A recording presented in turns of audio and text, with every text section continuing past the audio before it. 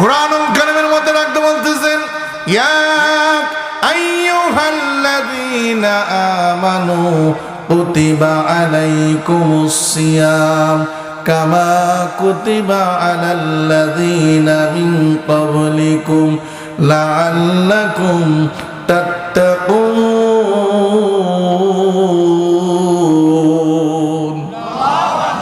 আল্লাহ রাব্বুল আলামিন বলতেছেন, বান্দা আমি তোমাদের উপরে মাহে রমজানের 30টি রোজা ফরজ করে দিয়েছি, যেমনি ভাবে তোমাদের পূর্ববর্তীদের উপরে ফরজ ছিল।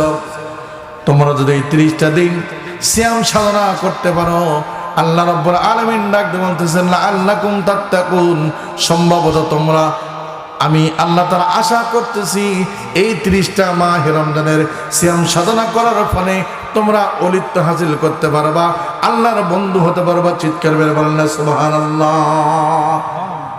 কয়টা? 30টা। কয়টা মাহে রমজানের রোজা? কয়টা সিয়াম সাধনা? কয়টা? 30। এই সিয়াম সাধনার মাধ্যমে আল্লাহ তাআলা বলতেছেন, লাআল্লাকুম তাত্তাকুন, সম্ভবত তোমরা আল্লাহর কাছে যেতে পারো, নৈকট্য হাসিল করতে পারবা, আল্লাহর ভয় ভীতি তোমাদের অন্তরের মধ্যে আসতে পারো। কেমনে জানতে চান? মা বোন না, ভালো করে খেয়াল করে শুনবেন। তবে আমি আপনাদের সামনে 6 শর্ত মেনে, কয়টা শর্ত? 6 শর্ত মেনে যদি এই সিয়াম সাধনা মুসলমান বান্দারা করে, তাহলে আশা করা যায় 1 মাসেই যথেষ্ট তার আল্লাহর ওলি হওয়ার জন্য। বলে সুবহানাল্লাহ। কয় মাস? আপনার 60 বছর 70 বছর, এত বছর আপনি বলতে পারেন, হুজুর এই যে আমার বয়স 60 বছর চলতেছে, আমি প্রায় 40 বছর ধরে এই মাহে রমজানের সিয়াম সাধনা করি, আজও তো ওলি হতে পারলাম না। আমি মনে করতেছি পারেননি, এই কারণ হলো আপনি আসল জিনিস করেন নাই। কয় শর্ত মানতে হবে? 6 শর্ত মানতে হবে। আমি ভাঙ্গা করে আপনাদের সামনে কথাগুলো বলছি, শুনতে রাজি আছেন? 6 শর্ত মানবো ইনশাআল্লাহ। 6 শর্ত দেখেন, আমি একটু উদাহরণ দিচ্ছি, মিসাল দিচ্ছি। ধরেন এটা একটা ঘর, এই ঘরটা ঠান্ডা করার জন্য এসি লাগবে। কি লাগবে? এসি লাগবে। আপনি ইঞ্জিনিয়ারকে ডেকে নিয়ে আসলেন, ইঞ্জিনিয়ারকে বলে, ইঞ্জিনিয়ার সাহেব এই ঘরটা আমি ঠান্ডা করার জন্য কত টন এসি লাগবে? ইঞ্জিনিয়ার বলল 10 টন এসি হলেই এই ঘরটা ঠান্ডা করা সম্ভব। কি বলছে? কয় টন? কথা বলতে, কয় টন? 10 টন। এখন আপনি চিন্তা করলেন এই 10 টন এসি লাগানো, আচ্ছা এই ঘরের কিছু জানলা দরজা থাকে কি থাকে না? এই জানলা দরজা যদি বন্ধ করে 10 টন এসি চালানো হয়, তাহলে এই ঘরটা ঠান্ডা হওয়া সম্ভব? যদি কিছুক্ষণ চলার পরে যদি কারেন্ট চলে যায়, তারপরেও কিছুক্ষণ ঠান্ডা থাকবে কিনা? কত ঠান্ডা থাকবে কিনা? যারা এসিতে থাকার অভ্যাসে তারা বুঝবেন। দেখেন, তার মানে আমরা একটু খেয়াল করে দেখি, 10 টন এসি চালাইলে জানলা দরজা যদি বন্ধ থাকে, তার 10 টন দিয়ে যথেষ্ট। কিন্তু আপনি বলতেছেন না 20 টন লাগাবো। কয় টন? 20 টন এসি লাগাইছেন, কিন্তু জানলা দরজা সব খোলা, সব এসি চালালেন, কিছুক্ষণ ঠান্ডা হবে, ঠান্ডা অনুভব করবেন চলাকালীন সময়, কিন্তু কারেন্ট যাওয়ার সাথে সাথে আবার গরম লাগবে কিনা? কারণ জানলা দরজা খোলা। আপনি সিয়াম সাধনার এসিটা চালু করলেন ঠিকই, এসি চালু হয়েছে না? সিয়াম সাধনা যেদিন শুরু করলেন আপনি এসি স্টার্ট, এসি শুরু।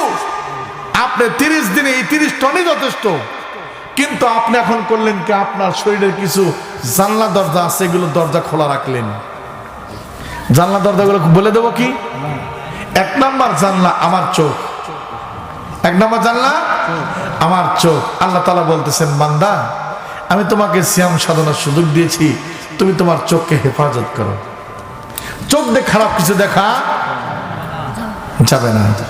আল্লাহ রাব্বুল আলামিন নাকদে বলতেছেন, বান্দা আমি তোমাকে চোখ দিয়েছি, এই চোখ দিয়ে তুমি কোরআন দেখবা, কোরআন পড়বা, মাকে দেখবা, কামা দেখবা, ভালো জিনিস দেখবা, কিন্তু খারাপ জিনিস দেখা যাবে না।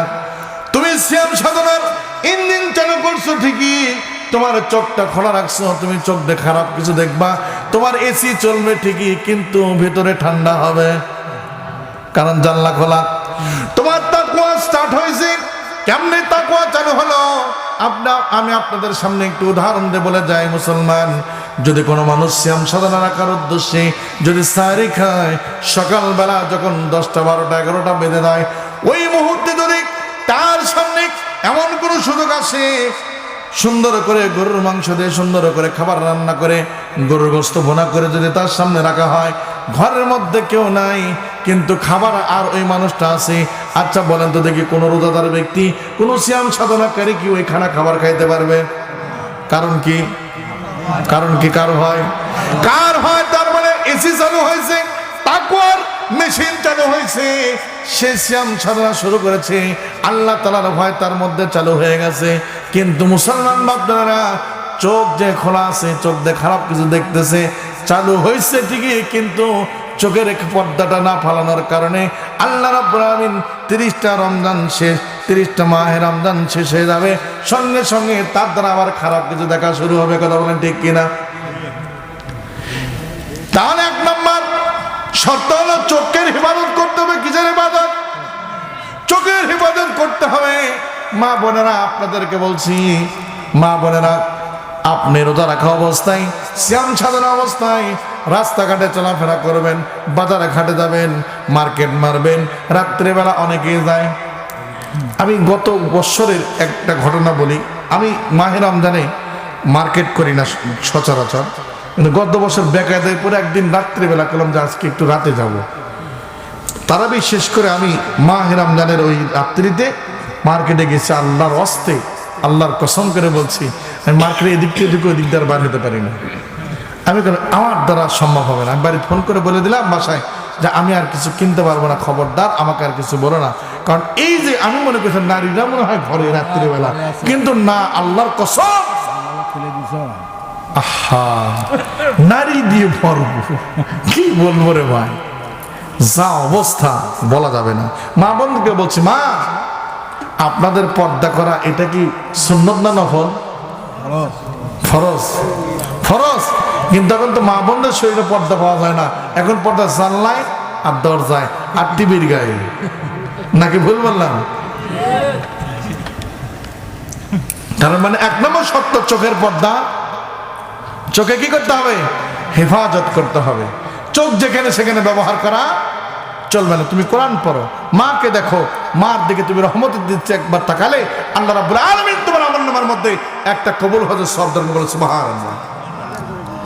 2 নম্বর হলো তোমার জবানের হেফাজত।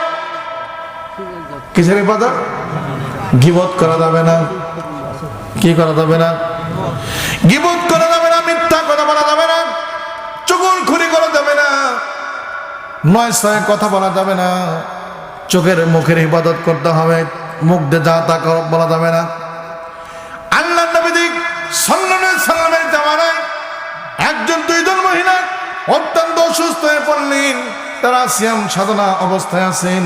আল্লাহর নবী সাল্লাল্লাহু আলাইহি সাল্লামের কাছে বিচারে নিয়ে দেওয়া হলো। ওগো নবী, ওই যে 2জন মহিলা, তারা সিয়াম সাধনা অবস্থায় এত কঠিন মুহূর্ত, এত কঠিন বিবাসার্থ হয়ে গেছে, তারা মারা যাবে মারা যাবে ভাব।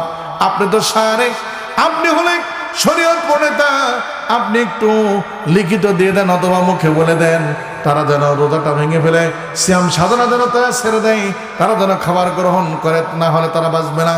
আল্লাহর নবী সাল্লাল্লাহু আলাইহি সাল্লাম ওই সাহাবীকে বললেন, সাহাবী যাও, ওই 2জন মহিলাকে রোজা ভাঙতে নিষেধ করে দাও, সিয়াম সাধনা ভাঙতে নিষেধ করে দাও, বরঞ্চ তাদের কাছে একটা প্লেট নিয়ে যাও, 2জনের কাছে 2টা প্লেট দিয়ে বলো তারা যেন এর মধ্যে বমি করে দেয়। লোকটা বললো, কেমনে সম্ভব? এমনি মরে যাওয়া অবস্থা, আবার বমি করবে মুখের মধ্যে হাত দিয়ে, এটা তো হতে পারে না। তার মধ্যে আবার রাসূল বলেছেন এটা করতেই হবে। লোকটা দৌড় দিয়ে ওই 2জন মহিলার সামনে গেলেন, যাওয়ার পরে বললেন, বোনেরা তোমার এর মধ্যে বমি করে দাও।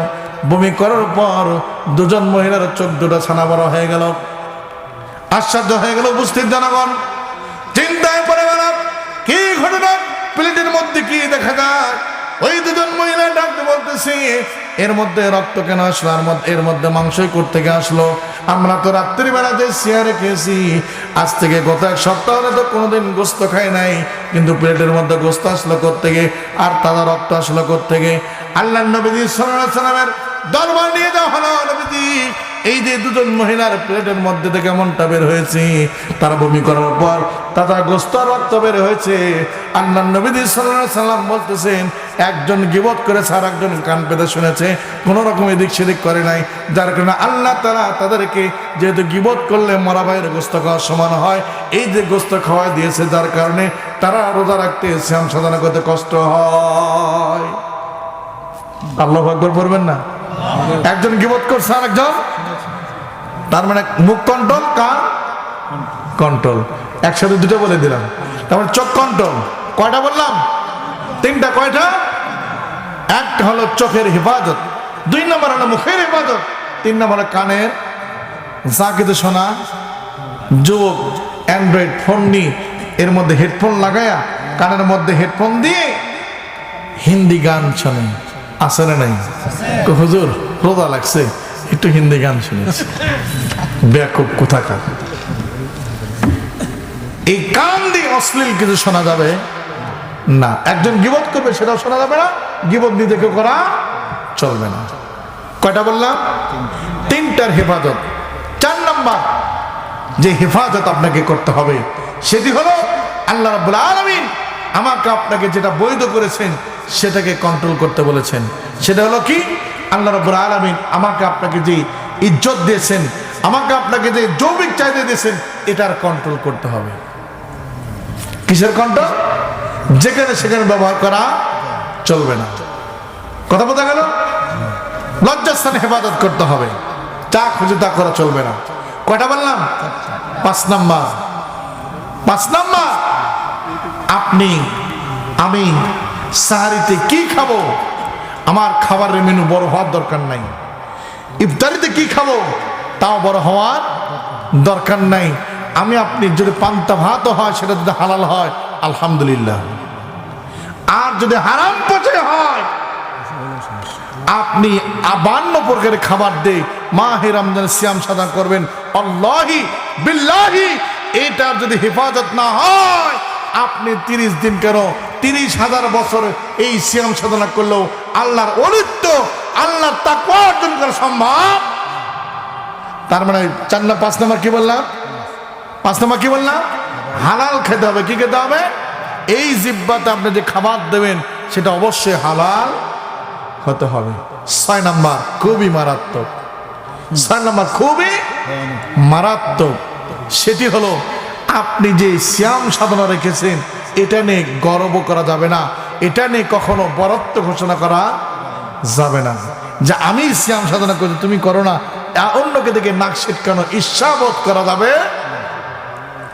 তার মানে আমার আপনার অহংবোধ, আপনার আমার মধ্যে যেই মনুষ্যত্ব, এটাকে ঠিক রাখতে হবে, এটা অন্যর কাছে কি জাহির করা চলবে না। কয়টা বললাম? কয়টা বললাম? 6টা। 1 নম্বর চোখের ইবাদত, 2 নম্বর মুখ, 3 নম্বর কান, 4 নম্বর ইজ্জত, 5 নম্বর হালাল খাবার খেতে হবে। 5 নম্বর কি? হালাল। 6 নম্বর অহংকার করা চলবে না, ইবাদত নিয়ে কখনো এদিক সেদিক করা যাবে না। এই 6 শর্ত মেনে যদি আমরা মাহে রমজানের 1 মাস, কয় মাস? এই 30 দিন, আলহামদুলিল্লাহ অনেকেই নিয়ত করেন এই আগামীর 1 মাসে আমার জীবনে যথেষ্ট, আমাকে আল্লাহ তাআলার ওলি বানানোর জন্য। সুবহানাল্লাহ, পারবো ইনশাআল্লাহ।